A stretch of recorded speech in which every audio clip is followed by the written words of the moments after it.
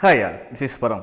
Okay, of course, in this series of videos, we have been looking at search context parameters, right? Exactly, the exact noun can be a search context parameter. Okay, instead of querying, instead of aggregation, so we can say it's a search context parameters. Okay, so let me open it again. Okay, so here is the search context. Okay, so search context include the query, obviously is aggregation most of the times. Okay, but additional parameter, search parameter, right? So we call them as a search context parameter. Okay, so that is what we are looking in this series of videos. Okay, in this series of, in fact in this playlist. In that list one there is collapse. What is collapse? Okay, so we got the response back. Okay, we got the response back. Sorry, the response has been retrieved in the search context. Okay, that time if you want to collapse the document based on the key, let's say I have 100 documents. Okay, I have 100 documents. Now I want to collapse with host name, different host name. Let's say let's believe like there are 6 host names, all these 100 records are splitted. Okay, so I mean all these 100 documents related to the 6 of host name. Okay, so in this case what is now I can collapse. Okay, how many records are there in each host name, right? Each host name. So that is one of the analysis. In fact, I think it will be useful only for analysis. Okay, rather than other stuff, because in the response, if you see, it's same. Okay, so there is no special response as a special thing. Okay, so each hits are coming, just say additionally one key has been added. Okay, I will show the demo. Okay, so the collapse would be useful for during the analysis, I think so. Okay, rather than otherwise, what we have to do, we will be doing many grouping, or we have to create some visualization based on kind of tables. Then we go for mini packet, okay, split the row, something, right? That's what we have to do to understand the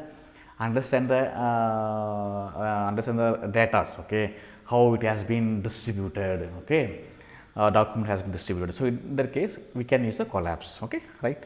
Okay.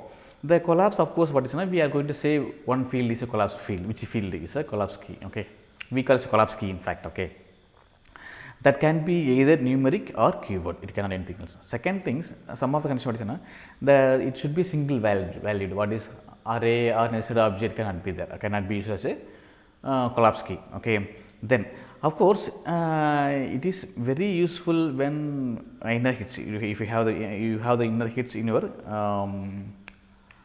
okay, you have inner hits in your documents. Okay, so nested documents means then it is really even, of course, yeah, you have documents, all the documents are nested structure. Okay, nested json structure, then collapse is the right tool. Okay, collapse is the right tool for analysis. Okay, that's how it's give more facility, even different grouping we can do. Okay, and of course if you want the pagination, we can use a search after. Okay, so these are the main things about the collapse. Okay, I will show the in the documents.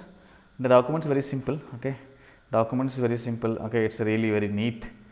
Okay, so obviously we call this a collapse key. This is what is collapse key. So okay, we are going to collapse. One very important thing I forgot to tell you. Sort is important. Okay, without sorting there is nothing, sir.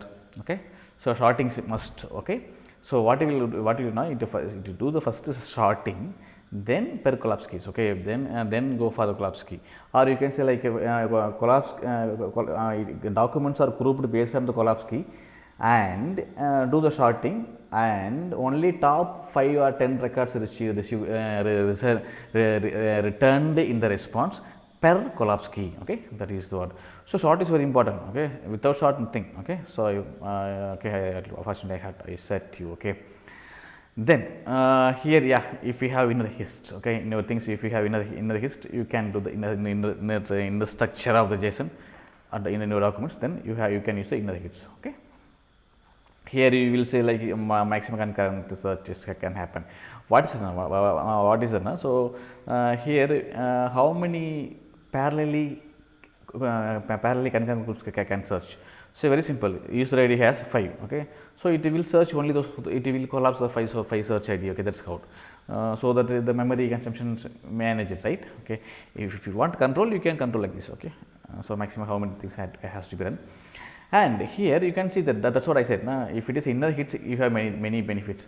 So within the single request, I can regroup my document more than one. Here we have two. Okay, so here we are grouping based on what inner groups. Okay, here user field. Okay, here sortings. Okay, here timestamps. Okay, we are grouping two groups. Okay, so in both case collapse key is same, but based on the sorting, as I said, na, it will return how many records has to be returned.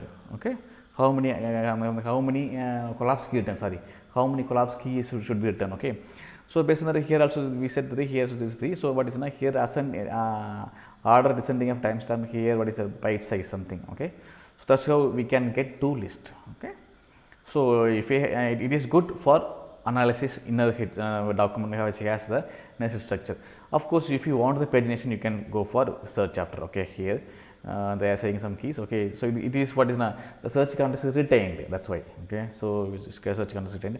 Then second level collapsing, yes, second level collapsing is very important. Okay, so what is now we collapse based on the geo continuum. Okay, again instead of inner hits, instead of array, you can see the object. That is very different. Okay, let me highlight that stuff.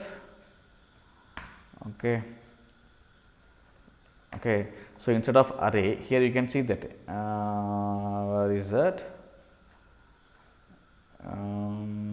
inner hits. Yeah, inner hits are array, right? You can see that array. Okay, here you can see that as array. Okay, but at the time of second level caching, instead of array we use the hashing. Okay, as our object. Okay, you can say like again as a name of the what is it, name of the your collapse name, in fact. Okay, nothing else. So already we have collapsed by country name. Again I can collapse within that user ID. Okay, user ID. Okay, based on the country, first collapse happened, within that collapse nested collapse. That's what they saying, nested, sorry, second level collapsing. Okay, second level collapsing based on the user ID. Okay, so that's all about that. Okay, right now I'll go with the demo here. Okay, so the same query structure, in fact, so then things are different, but I can show some samples. Okay, they will say here is a number of records is equal, in fact. Okay, so this is equal, so number of records is matched for the given query. Okay, number of record matches based on the given query. This is a query, right? Okay, this is the query. So for number of query for the given query, this many number of records has been matched, but return it says only 4 collapse key. Okay, that means collapsed record only 4 it has returned. Okay, that is what here you can see that after the field here, this is what you can see, these two because of collapse. So here you can see the what is the collapse key value. Okay, then what is short values. Okay, these two comes by the collapse. Okay, you can see that it's collapse based on the host name. Okay, that's all about the collapse. So obviously I think collapse will be useful for only the data analysis. Once you have ingested your document, if you want to understand how the data are distributed, or some of the data fields are distributed among those records, rather than going for visualization or rather than going for aggregations. Okay, very simple method, in fact, very simple or very trivial method, I would say. Trivial method, you can use a collapse query. Okay, collapse parameter, not collapse query, collapse search context parameter. Thank you, thanks for watching.